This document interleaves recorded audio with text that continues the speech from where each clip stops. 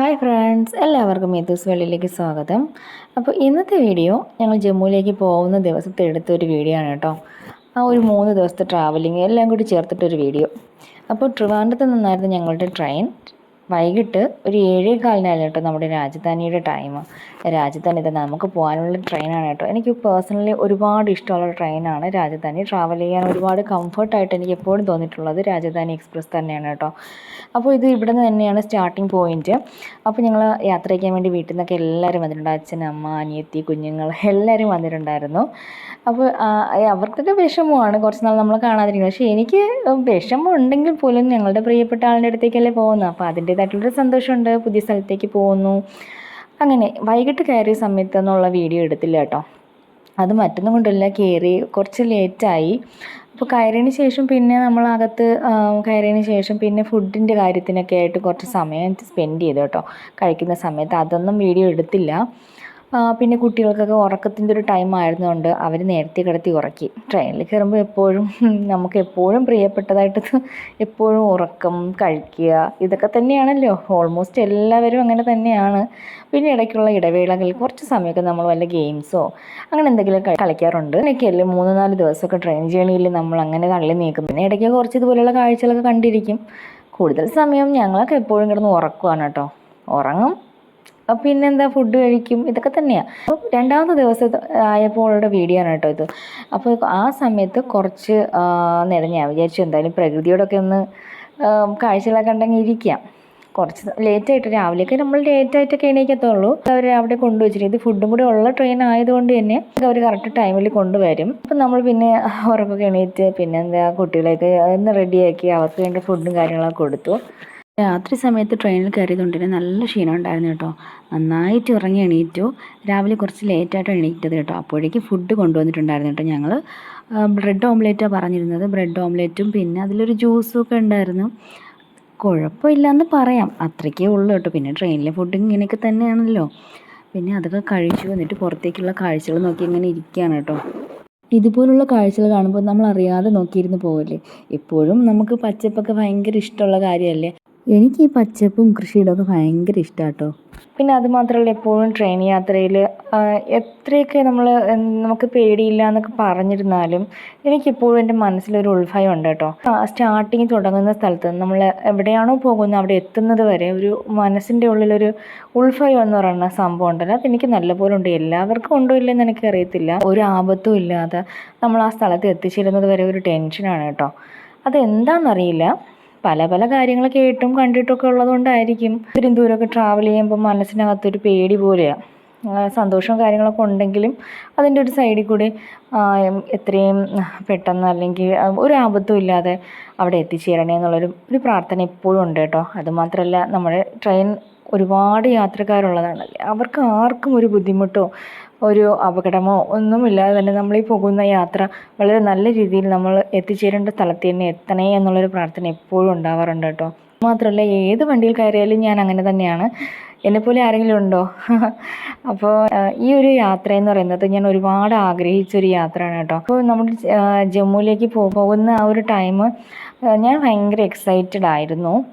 ഈ ഒരു യാത്ര സത്യം പറഞ്ഞാൽ ഞാൻ ഒരു 5 വർഷത്തിന് ശേഷമാണ് ഈ ഒരു വഴിയിലൂടെ വീണ്ടും ഒന്ന് യാത്ര ചെയ്യുന്നത്. ഒരുപാട് ഓർമ്മകൾ എൻ്റെ മനസ്സിൽ കൂടി ഇങ്ങനെ കടന്നു പോകുന്നുണ്ടായിരുന്നു കേട്ടോ.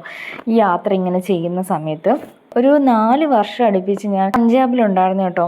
ആ ഒരു ടൈമിൽ സ്ഥിരം പോകുന്ന വഴികളാണിത്. അതുകൊണ്ട് തന്നെ ഈ യാത്രയിൽ ഒരുപാട് സ്ഥലങ്ങൾ കാണുമ്പോൾ എനിക്ക് ഭയങ്കരമായിട്ട് നൊസ്റ്റാൾജിയ അത് ശരിക്കും തോന്നുന്നുണ്ട് കേട്ടോ.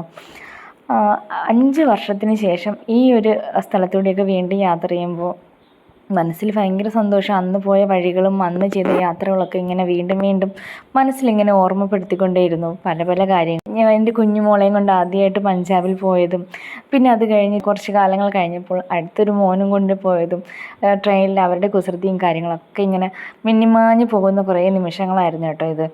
അപ്പോൾ ഈ ഒരു യാത്ര എനിക്ക് അതുകൊണ്ട് വളരെ സ്പെഷ്യലാണ്. പിന്നെ ഞങ്ങൾ ജലന്ധറിലായിരുന്നു കേട്ടോ നിന്നിട്ടുള്ളത്. അപ്പോൾ ജലന്ധർ ടച്ച് ചെയ്താണ് ജമ്മു പോകുന്നത്. അപ്പോൾ ആ ഒരു സ്ഥലം വീണ്ടും ഇത്രയും വർഷങ്ങൾക്ക് ശേഷം ആ ഒരു സ്ഥലം കാണാൻ അതും ഞാൻ ഭയങ്കര എക്സൈറ്റഡ് ആണ് കേട്ടോ. ഇത്രയും കാലങ്ങൾക്ക് ശേഷം ആ ഒരു സ്ഥലം എനിക്ക് എൻ്റെ ജീവിതത്തിലെ ഏറ്റവും ഫേവറേറ്റ് പ്ലേസിൽ one of the favourite place Jalandhar തന്നെയാണ് കേട്ടോ. കുറേ കാലം അവിടെ നിന്നതുകൊണ്ട് തന്നെ ആ സ്ഥലത്തിനോട് എന്തോ വലിയൊരു അറ്റാച്ച്മെൻറ്റ് എനിക്ക് എപ്പോഴും തോന്നാറുണ്ട്. കാരണം എൻ്റെ മോളുടെ ഓൾമോസ്റ്റ് അവളുടെ കുഞ്ഞു പ്രായം തൊട്ട് അവളൊരു 4 വയസ്സ് വരെ അവിടെ തന്നെയായിരുന്നു കേട്ടോ. അതുകൊണ്ട് തന്നെ എൻ്റെ മോളുടെ വളർച്ചാ ഘട്ടങ്ങൾ ഫുൾ അവിടെ ആയിരുന്നു.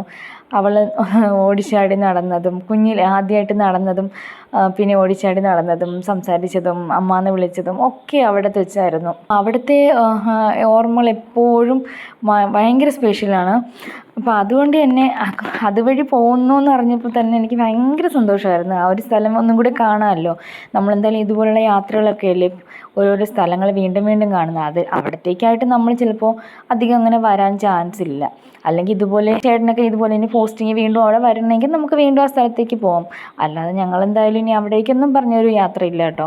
അപ്പോൾ അതുകൊണ്ട് തന്നെ ഈ ഒരു യാത്ര എനിക്ക് കുറച്ചുകൂടെ സ്പെഷ്യലാണ്. ഞാൻ ഭയങ്കര എക്സൈറ്റഡ് ആണ്. അവിടെ എത്തുമ്പോൾ ഇനി രാത്രി സമയത്താണോ നമ്മുടെ ട്രെയിൻ അവിടെ കൂടെ പാസ് ചെയ്യുന്നതൊന്നും അറിയത്തില്ല. എനിക്ക് അവിടെ എന്തോ ജലന്ധർ എന്ന് പറയുമ്പോൾ എനിക്ക് ഭയങ്കര ഫീലാണ്. അതെനിക്ക് എത്രമാത്രം അത് പറഞ്ഞറിയിക്കാൻ പറ്റുമെന്ന് എനിക്കറിയത്തില്ല.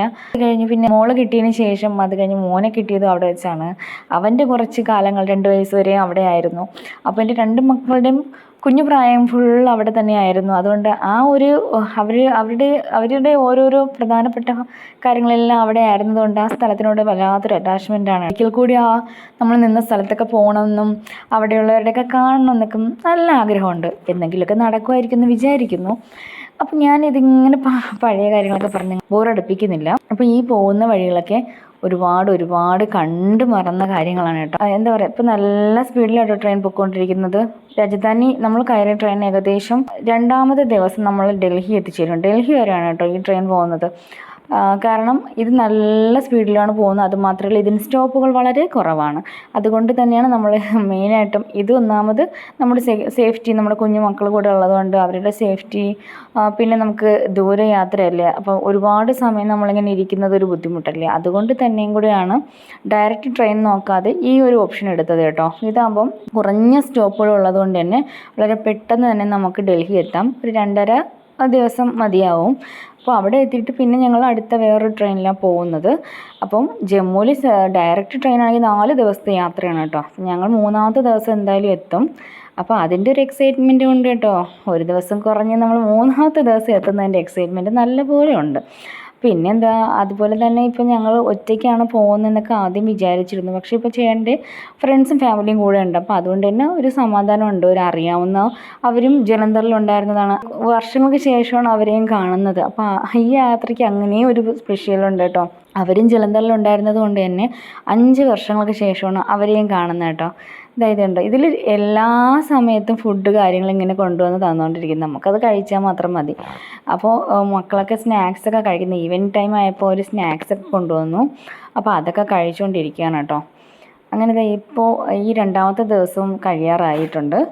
ഇനി നമ്മൾ 2ാമത്തെ ദിവസം ഫുഡൊക്കെ കൊണ്ടുവന്നത് കഴിച്ചിട്ട് പിന്നെ കിടന്നുറങ്ങും. ഇത് തന്നെ പണി, കിടന്നുറങ്ങുക, കഴിക്കുക, പിന്നെ ഇടയ്ക്കൊന്ന് കുറച്ചേരം ഇരിക്കുക, പിന്നെ ഇതുപോലെ കാഴ്ചകളൊക്കെ കാണാം. വേറെ എന്താ ചെയ്യാല്ലേ ഈ ട്രെയിനിനകത്ത്. പിന്നെ ഇടയ്ക്കിടയ്ക്ക് എന്തെങ്കിലും ഗെയിംസും കാര്യങ്ങളൊക്കെ കളിക്കാറുണ്ട് കേട്ടോ. മെയിനായിട്ടും കൂടുതലും കളിക്കുന്നത് ലുഡോ തന്നെയാണ്. ലുഡോ എത്ര കളിച്ചാലും ട്രെയിനിൽ നമുക്ക് മടുക്കാത്തൊരു ഗെയിമാണ് കേട്ടോ ഈ ലുഡോ എന്ന് പറയുന്നത്. അങ്ങനെ ഒരുപാട് ഗെയിംസൊക്കെ നമ്മൾ കളിക്കാറുണ്ട്. പിന്നെ കുട്ടികളൊക്കെ ഉണ്ടായിരുന്നതുകൊണ്ട് ഒരുപാട് വീഡിയോസൊന്നും അങ്ങനെ എടുക്കാനൊന്നും പറ്റിയില്ല കേട്ടോ. അവരുടെ ബഹളം കാരണം സത്യം പറഞ്ഞാൽ നമുക്ക് സമയം പോകുന്നറിയാം. നമ്മൾ ഒറ്റയ്ക്കാണുള്ളെങ്കിൽ യാത്ര സത്യം പറഞ്ഞാൽ എപ്പോഴും ഉറക്കം തന്നെ ആയിരിക്കും. പക്ഷേ പിള്ളേരുള്ളതുകൊണ്ട് നമുക്ക് അവരെ ശ്രദ്ധിക്കാതിരിക്കാൻ പറ്റത്തില്ലല്ലോ. അപ്പോൾ അവർക്ക് ഫുഡ് കൊടുക്കണം, അവരെ കാര്യങ്ങൾ നോക്കണം, ഇടയ്ക്കിടയ്ക്ക് അവരെ ടോയ്ലറ്റിൽ കൊണ്ടുപോകണം. ഒറ്റയ്ക്കൊന്നും പറഞ്ഞു വിടാൻ പറ്റത്തില്ലല്ലോ, നമ്മൾ തന്നെ കൊണ്ടുപോകണം. അപ്പം അങ്ങനെ ഫുൾ എൻഗേജ്ഡ് ആയിരിക്കുന്നതുകൊണ്ട് കൂടുതൽ യാത്രയുടെ ആ ഒരു ബുദ്ധിമുട്ട് അങ്ങനെ ഫീൽ ചെയ്തില്ല. അവരുടെ കാര്യങ്ങളും പിന്നെ അവർക്കുള്ള കാര്യങ്ങളൊക്കെ ഇങ്ങനെ ചെയ്തുകൊണ്ടിരിക്കുന്നതുകൊണ്ട് നമ്മൾ ഫുൾ എൻഗേജ്ഡ്. ഒറ്റയ്ക്ക് ഇരിക്കുമ്പോഴല്ലേ ആ ഒരു മുഷിവ് തോന്നത്തുള്ളൂ. വേറെ ഒന്നും ചിന്തിക്കാനോ ഒന്നും ഇല്ലാതിരിക്കുമ്പോൾ നമുക്ക് ആ ഒരു ബുദ്ധിമുട്ട്. ഇത് പിന്നെ എപ്പോഴും പിള്ളേരുടെ കാര്യത്തിൽ നമ്മളൊരു ശ്രദ്ധ വേണമല്ലോ. അവരങ്ങോട്ടും ഇങ്ങോട്ടും തിരിയുന്നോ എങ്ങോട്ട് പോകുന്നു എന്നൊക്കെ. അതുകൊണ്ട് തന്നെ വലിയ പ്രശ്നമില്ലായിരുന്നു. പിന്നെ എൻ്റെ 2 മക്കൾക്കും കൂടി കളിക്കാനായിട്ട് വേറൊരു ഫ്രണ്ടും ഉണ്ടായിരുന്നു. ഞാൻ പറഞ്ഞില്ല, ചമലി ഉണ്ടെന്ന് പറഞ്ഞില്ലായിരുന്നോ. അപ്പോൾ അവർക്കൊരു മോളുണ്ട് കേട്ടോ. അവളും കൂടി ആയിട്ട് ഭയങ്കര ബഹളമായിരുന്നു. 3 കൂടെ ട്രെയിനിനകത്ത് എന്ന് ബഹളം എന്ന് പറഞ്ഞാൽ നമ്മൾ വായിട്ട് അലച്ചലച്ച് വയ്യായിരുന്നു. അത്രയ്ക്ക് ബഹളം. 3 കൂടി ഒരു രക്ഷയില്ലാത്ത ബഹളമായിരുന്നു കേട്ടോ. എന്താണെന്ന് പറയുന്നില്ല, 3 പേരും ആദ്യമായിട്ടാണ് അവർ ഒരുമിച്ച് കാണുന്നത്. പക്ഷേ ആദ്യമായിട്ട് കണ്ടതുപോലെ അത്രയും പെട്ടെന്ന് തന്നെ അവർ ഇത്രയും ക്ലോസ് ആവുമെന്ന് ഞങ്ങൾ പോലും വിചാരിച്ചില്ല. പിന്നെ 3 പേരും കൂടെ എന്തൊക്കെയായിരുന്നെന്ന് എനിക്കറിയത്തില്ല, ദൈവമേ പറഞ്ഞാലും കേൾക്കത്തില്ല, അങ്ങനെയൊക്കെ ആയിരുന്നു. പക്ഷെ നല്ലൊരു എൻജോയ്മെൻറ്റ് തന്നെയായിരുന്നു കേട്ടോ. പക്ഷേ ഇത് കഴിഞ്ഞ് കിടക്കുന്ന ഒരു നെൽപ്പാടമാണെന്ന് തോന്നുന്നു. പിന്നെ അവിടെ എവിടെയായിട്ട് കുറേ പശുക്കളും കന്നുകാലികളൊക്കെ ഉണ്ട് കേട്ടോ. അപ്പോൾ ഇങ്ങനെയുള്ള കാഴ്ചകളൊക്കെ കാണാൻ എനിക്ക് ഭയങ്കര ഇഷ്ടമാണ് കേട്ടോ. ഇതുപോലെ ഗ്രാമീണ ഭംഗിയൊക്കെ കാണാൻ എനിക്ക് ഭയങ്കര ഇഷ്ടമായതുകൊണ്ട് തന്നെ ഞാൻ ഈ ഒരു പാടശേഖരം കഴിയുന്നത് വരെ ഇങ്ങനെ നോക്കി തന്നെ ഇരുന്നു കേട്ടോ. പിന്നെ ഇടയ്ക്കിടയ്ക്ക് കുറച്ച് കുഞ്ഞു കുഞ്ഞു വീടുകളും കാര്യങ്ങളൊക്കെ ഉണ്ടായിരുന്നു. അപ്പോൾ ഇത് നേരിട്ട് കാണാൻ നല്ല ഭംഗിയുണ്ടായിരുന്നു.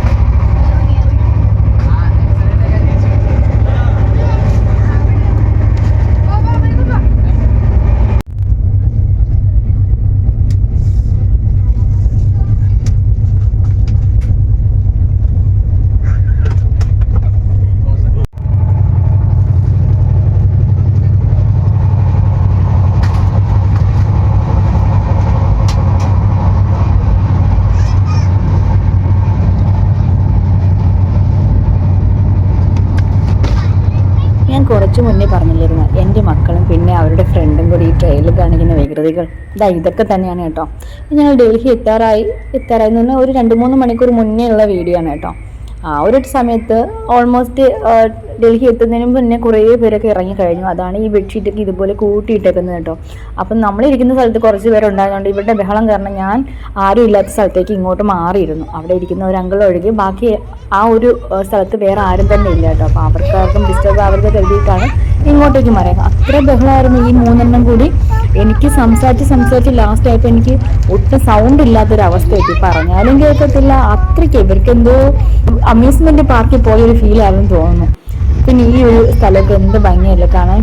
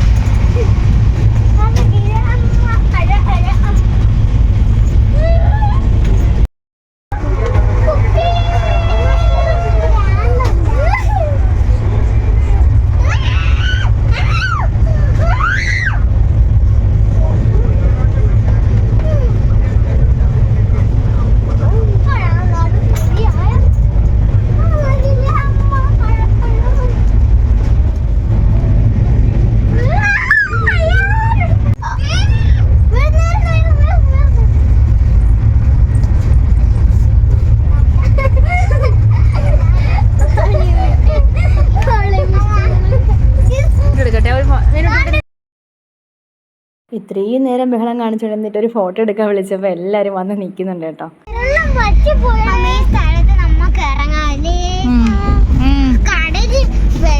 കളരില്ല, പക്ഷെ അതിന്റെ മണ്ണുണ്ട്.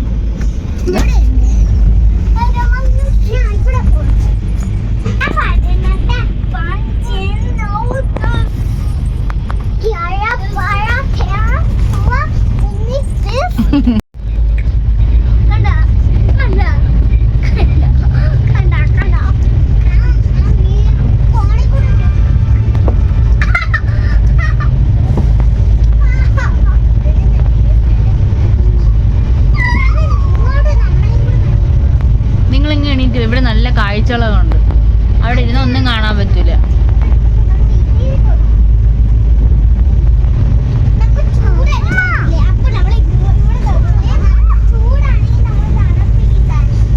ഇത് 3 പേരുടെയും കൂടെ ബഹളം കാരണം ഞാൻ ലാസ്റ്റ് പറഞ്ഞു, നിങ്ങൾ ഇതൊക്കെ ഒന്ന് കണ്ടു നോക്ക്, ഇതൊക്കെ കാണേണ്ടതാണ്. നമുക്ക് ഇങ്ങനെ എപ്പോഴൊന്നും കാണാൻ പറ്റത്തില്ലല്ലോ, ഇതുപോലെ വരുമ്പോഴല്ലേ ഇതൊക്കെ കാണാൻ പറ്റുള്ളൂ. നല്ല നല്ല കാഴ്ചകളാണ്. അങ്ങനെ എന്തൊക്കെയോ കുറേ കാര്യങ്ങൾ പറഞ്ഞ് ലാസ്റ്റ് വന്ന് അങ്ങനെ ഇവിടെ വന്ന് ഇരിക്കുകയാണ് കേട്ടോ, മിണ്ടാതെ. ആ ഒരു കുറച്ച് സമയത്തേക്ക് ഞാൻ പറഞ്ഞു, നിങ്ങളൊന്ന് റെസ്റ്റ് എടുക്കുക, ഇത്രയും നേരം നിങ്ങൾ കിടന്ന് ബഹളം വെച്ചില്ലേ, കുറച്ച് നേരം ഒന്ന് റിലാക്സ് ആക്കി ഇരുന്നു എന്നൊക്കെ പറഞ്ഞ് എന്തൊക്കെയോ കാര്യങ്ങൾ പറഞ്ഞിട്ടാണ് ഇവിടെ മിണ്ടാതിരിക്കുന്നത് കേട്ടോ. ഈ 3 എണ്ണം കൂടി ഇത്രയും നേരം ഇവിടെ കിടന്ന് മറിഞ്ഞ് ഇത്രയും നേരം ഇവിടുത്തെ ബഹളം ഒരു രക്ഷയില്ലാത്ത ബഹളമായിരുന്നു കേട്ടോ. അങ്ങനെ ഒരു 2.5 ദിവസത്തെ യാത്രയ്ക്ക് ശേഷം ഫൈനലി നമ്മൾ ഡൽഹി എത്തി കേട്ടോ. ഇവിടെ നിന്ന് പിന്നെ നമുക്ക് 3:15 നമ്മുടെ അടുത്ത ട്രെയിൻ. അപ്പോൾ കുറച്ച് സമയം ഞങ്ങളൊരു 2:30 മണിയായപ്പോൾ തന്നെ അവിടെ എത്തിയിട്ടുണ്ടായിരുന്നു. പിന്നെ ഫുഡൊന്നും കഴിച്ചിട്ടില്ലായിരുന്നു. നമ്മൾ വിചാരിച്ച് എന്തായാലും ട്രെയിനിൽ കയറുമ്പോൾ അതിൽ ഫുഡ് ഉണ്ടല്ലോ, വന്ദേ ഭാരതിലായിരുന്നു. അപ്പോൾ അതിൽ നിന്ന് കഴിക്കാമെന്ന് വിചാരിച്ചിട്ട് കുട്ടികൾക്ക് മാത്രം ഫുഡ് വാങ്ങിച്ച് കൊടുത്തു കേട്ടോ. 3:15 ട്രെയിൻ വന്നപ്പോൾ തന്നെ ലേറ്റായി. പിന്നെ അതിൻ്റെ ക്ലീനിങ്ങും കാര്യങ്ങളൊക്കെ. അപ്പോൾ നമ്മളിവിടെ അതിന് വേണ്ടിയിട്ട് വെയിറ്റ് ചെയ്തല്ലോ, ഡോർ ഓപ്പൺ ആക്കിയിട്ടില്ലായിരുന്നു കേട്ടോ. അങ്ങനെ കുറേ സമയം വെയിറ്റ് ചെയ്തു. 4:30 ആയി കേട്ടോ നമ്മൾ അതിനകത്ത് കയറിയപ്പോൾ. നല്ല തിരക്കുണ്ടായിരുന്നു. ഞാൻ ഫസ്റ്റ് ടൈമാണ് കേട്ടോ വന്ദേ ഭാരതിൽ കയറുന്നത്. അപ്പോൾ അത് നല്ല എക്സ്പീരിയൻസ് ആയിരുന്നു. ഈ 3 എണ്ണവും ഇവിടെയും ഒരുമിച്ച് തന്നെയായിരുന്നു. പക്ഷേ വന്ദേ ഭാരതിൽ മറ്റേ ട്രെയിൻ പോലെ കിടന്ന് ബഹളം വയ്ക്കാൻ പറ്റാത്തതിൻ്റെ ഒരു വിഷമം ഉണ്ടായിരുന്നു കേട്ടോ 3 പേർക്കും. ആദ്യം കയറിയപ്പോൾ നമ്മൾ രാജധാനിയിലതുപോലെ ഇവിടെയും ഭയങ്കര ബഹളം കാണിച്ചു. പക്ഷേ കുറച്ച് കഴിഞ്ഞപ്പോഴത്തേക്ക് സൈലൻ്റ് ആവേണ്ടി വന്നു അവർക്ക്. ഞാൻ പറഞ്ഞു, ഇതിനകത്ത് അങ്ങനെ അധികം ബഹളം വയ്ക്കാൻ പറ്റത്തില്ല, ഇത് നമ്മൾ ഇരുന്ന് പോകുന്ന ട്രെയിനാണ്. അപ്പോൾ എല്ലാവരും നല്ല കംഫർട്ടായിട്ട് പോകുന്ന സമയത്ത് നമ്മൾ അധികം ബഹളം വെച്ച് കഴിഞ്ഞാൽ അവർ വഴക്ക് പറയും, അങ്ങനെയൊക്കെ പറഞ്ഞു. പിന്നെ ഫുഡൊക്കെ കൊണ്ടുവന്ന് നമ്മൾക്ക് ഈവനിങ് ടൈം ആയതുകൊണ്ട് തന്നെ നമുക്ക് ഈവനിങ് സ്നാക്സൊക്കെ കൊണ്ടു തന്നിട്ടുണ്ടായിരുന്നു. അപ്പോൾ അതൊക്കെ കിട്ടിയപ്പോൾ ഹാപ്പി ആയിരുന്നു. 3 നാളും കൂടി നല്ല ഹാപ്പി ആയിട്ട് ഇരുന്നു കേട്ടോ. എന്നാലും അവർക്ക് ഇങ്ങനെ ഇരുന്ന് പോകുന്നത് ഭയങ്കര ബുദ്ധിമുട്ടായിരുന്നു. മറ്റതിൽ ഓടിച്ചാടിയൊക്കെ നടന്നിട്ട് ഒരു സ്ഥലത്ത് പിടിച്ചിരുത്തിയപ്പോൾ ഉള്ള ബുദ്ധിമുട്ട് 3 പേർക്കും ഉണ്ടായിരുന്നു. പിന്നെ എന്തൊക്കെയോ കാര്യമുണ്ട്. കുറച്ച് നേരം ഫോണൊക്കെ കൊടുത്തു. ഫോൺ ഞാൻ അങ്ങനെ കൊടുക്കാറില്ല കേട്ടോ കുട്ടികൾക്ക്. പിന്നെ അവർ കുറേ നേരം കളിച്ചു. പിന്നെ അവർക്ക് ഈ ഒറ്റ ഇരിപ്പ് അവർക്ക് നല്ല ബുദ്ധിമുട്ടായിരുന്നു. കുട്ടികളല്ലേ, നമ്മളെപ്പോലെ ഇങ്ങനെ ഇരിക്കുന്നവർക്ക് പറ്റത്തില്ലല്ലോ. അപ്പോൾ അവർക്ക് അതിൻ്റേതായിട്ടുള്ളൊരു ബുദ്ധിമുട്ടുണ്ടായിരുന്നു. ഈ ട്രെയിൻ കൊള്ളത്തില്ല അമ്മ, ഇതിലെന്തിനാ കയറിയെന്നൊക്കെ ചോദിച്ച് ഇങ്ങനെ പറയുന്നുണ്ടായിരുന്നു. അപ്പോൾ ഞാൻ പറഞ്ഞു, മക്കളെ ഇത് നമുക്ക് കുറച്ച് പെട്ടെന്ന് തന്നെ അച്ഛൻ്റെ അടുത്ത് എത്താൻ പറ്റും, അങ്ങനെയൊക്കെ പറഞ്ഞിരുത്തി. എന്നാലും അവർക്ക് ബഹളം വയ്ക്കാതിരിക്കാൻ പറ്റാത്തൊരു കണ്ടീഷനായിരുന്നു. അവർ 3 കൂടി അത്രയും ആക്റ്റീവായിട്ട് നിന്നിട്ട് പെട്ടെന്ന് പിടിച്ച് ഒരു സൈലൻ്റായിട്ട് ഒരു സ്ഥലത്ത് പിടിച്ച് സെറ്റാക്കി ഇരുത്തിയതുപോലെ ഉണ്ടായിരുന്നു. അച്ഛന് ഞാൻ ഫോൺ കൊടുത്തിട്ട്, ഫോൺ കൊടുക്കുന്നില്ലെങ്കിൽ പോലും അവരുടെ ആ ഒരു വിഷമം കണ്ടപ്പോൾ അവർക്ക് ഓടിച്ചെടി നടക്കാൻ പറ്റുന്നില്ലല്ലോ, അതുകൊണ്ട് കുറച്ച് നേരം ഫോണേ കൊടുത്തു. പിന്നെ ഞാൻ നേരത്തെ യാത്ര തുടങ്ങിയ സമയത്ത് തന്നെ പറഞ്ഞു, ഞാൻ ഭയങ്കരമായിട്ട് എക്സൈറ്റഡ് ആയിരിക്കുന്നത് പഞ്ചാബ് ആ ഒരു ഭാഗത്തെത്തുമ്പോൾ ആ ഒരു സ്ഥലം എനിക്ക് ഭയങ്കര നൊസ്റ്റാൾജിയാണ്. ഞാൻ പറഞ്ഞത് ഇതാണ് കേട്ടോ, പഞ്ചാബ് എന്ന് പറയുന്ന സ്റ്റേറ്റിലൂടെയാണ് ഇപ്പോൾ പൊയ്ക്കൊണ്ടിരിക്കുന്നത്. നമുക്ക് പഞ്ചാബിലോട്ട് എൻട്രി ചെയ്യുമ്പോൾ തന്നെ ഭയങ്കര ഒരു പോസിറ്റീവ് ഫീലാണ്. അപ്പോൾ വേറൊന്നും കൊണ്ടല്ല, പോകുന്ന വഴി ട്രെയിനിൽ പോകുന്ന ആ 2 സൈഡും ഫുള്ള് പല പല കൃഷികളാണ് കേട്ടോ. ഗോതമ്പുണ്ട്, ചോളമുണ്ട്, പിന്നെ കടുകുണ്ട്. കടുകൊക്കെ പൂത്ത് കിടക്കുന്ന ആ ഒരു മഞ്ഞ കളറിൽ കണ്ണെത്താ ദൂരത്തിലുള്ള പാടങ്ങൾ. സത്യം പറഞ്ഞാൽ അത് കാണുമ്പോൾ നമുക്ക് ഭയങ്കര ഒരു പോസിറ്റീവ് ഫീലാണ്. അത് പക്ഷേ ഞാൻ കണ്ടില്ല. പക്ഷേ ഇപ്പോൾ പാടമാണ് കൂടുതലായിട്ടും കണ്ടത്. ഇവിടുത്തെ ഏറ്റവും വലിയ പ്രത്യേകത, എവിടെ നോക്കിയാലും ഗോതമ്പ് പാടമേ നമുക്ക് കാണാൻ പറ്റത്തുള്ളൂ. ഇതിപ്പം കൊയ്ത്ത് കഴിഞ്ഞ് കിടക്കുന്ന ഒരു പാടമാണ് കേട്ടോ. അതാണ് ഇങ്ങനെ നിരന്ന് കിടക്കുന്നത്. അല്ലെങ്കിൽ കുറച്ച് സ്ഥലത്ത് നമ്മളിങ്ങനെ വരുന്ന സമയത്ത് പല സമയത്തും ഞാൻ പഞ്ചാബിലാണെന്ന് ഞാൻ പറഞ്ഞല്ലോ, ആ സമയത്ത് മിക്കപ്പോഴും ഒന്നുകിൽ പച്ച കളറിൽ നമുക്കിങ്ങനെ കിടക്കണം, അതിങ്ങനെ പൊടിച്ച് വരുന്ന ആ ഒരു ടൈം. അല്ലെങ്കിൽ ഇങ്ങനെ ശരിക്കും ഇങ്ങനെ മഞ്ഞ കളറിൽ ഇങ്ങനെ കണ്ണെത്താ ദൂരത്തോളം ഇങ്ങനെ ഗോതമ്പ് ഇങ്ങനെ പാടം ഇങ്ങനെ നിരന്ന് കിടക്കുന്ന ആ ഒരു കാഴ്ച, അതുപോലെ കടുക് പൂത്ത് കിടക്കുന്നത്, അതൊക്കെ ശരിക്കും നമുക്കത് കണ്ടാൽ മാത്രമേ അത് മനസ്സിലാവത്തുള്ളൂ. അത്രയും ഭയങ്കര ആ ഒരു സ്റ്റേറ്റിലെത്തി നമുക്ക് പറയാതെ തന്നെ അറിയാൻ പറ്റും. അത്രത്തോളം കൃഷിപ്പാടങ്ങളുള്ളൊരു സ്ഥലമാണ്. അതും 2 സൈഡിൽ ഇതുപോലെ ഗോതമ്പ് പാടങ്ങൾ നിറഞ്ഞു നിൽക്കുന്നത്. ഇത് കണ്ടോ, ജമന്തി പൂവാണ് കേട്ടോ. ഇതുപോലെ പൂക്കളും കൃഷിയൊക്കെ ധാരാളമായിട്ടുള്ളൊരു സ്റ്റേറ്റാണ് കേട്ടോ. എനിക്ക് അതുകൊണ്ട് തന്നെ ഭയങ്കര ഇഷ്ടമാണ്. പിന്നെ ഞങ്ങൾ താമസിച്ചിരുന്നത് ഒരു ഗോതമ്പ് പാടം അടുത്തുള്ളൊരു വീട്ടിലാണ് കേട്ടോ. അപ്പം നമ്മൾ നിന്ന് നോക്കുമ്പോൾ നമ്മൾ ടെറസിൻ്റെ മുകളിൽ നിന്ന് നോക്കുമ്പോൾ കാണുന്ന ചുറ്റാകെ ഫുള്ള് ഗോതമ്പ് പാടം. അപ്പം പല സമയത്തും ഗോതമ്പ് ഇങ്ങനെ കളർ മാറി വരുന്നതൊക്കെ കാണുമ്പോൾ അത് ഭയങ്കര അത് കുറേ കാലം കണ്ടതാണ്. അപ്പോൾ അത് വർഷങ്ങൾക്ക് ഇപ്പുറം ആ ഒരു സ്ഥലം കണ്ടപ്പോഴത്തേക്ക്, ഈ ഒരു സ്ഥലം കണ്ടപ്പോൾ എനിക്ക് ശരിക്കും അവിടെയാണ് ഓർമ്മ വന്നത്. നമ്മൾ നിന്ന വീടും സ്ഥലങ്ങളൊക്കെയാണ് ഓർമ്മ വന്നത് കേട്ടോ. ഗോതമ്പ് പാടമൊക്കെ ഉള്ളൊരു സ്ഥലത്ത് അതിൻ്റെ ഒരു സൈഡിലായിട്ട് ഒരു വീട്ടിലാണ് കേട്ടോ. നമ്മൾ എപ്പോഴും ഇങ്ങനെയുള്ള കാഴ്ചകൾ തന്നെ കാണാൻ ഇഷ്ടംപോലെ കിളികളൊക്കെ വരുമായിരുന്നു. ഇത് കണ്ടോ, എത്ര ദൂരത്തിലാണ് നമ്മളിത് ഇങ്ങനെ കണ്ടുകൊണ്ടിരിക്കുന്നത്. ഇത് ഞാൻ കൂടുതലും കട്ട് ചെയ്ത് എടുത്താണ്. കുറേ ദൂരത്തോളം ഇത് തന്നെയാണ് ഇങ്ങനെ കണ്ടുകൊണ്ടിരിക്കുന്നത് കേട്ടോ.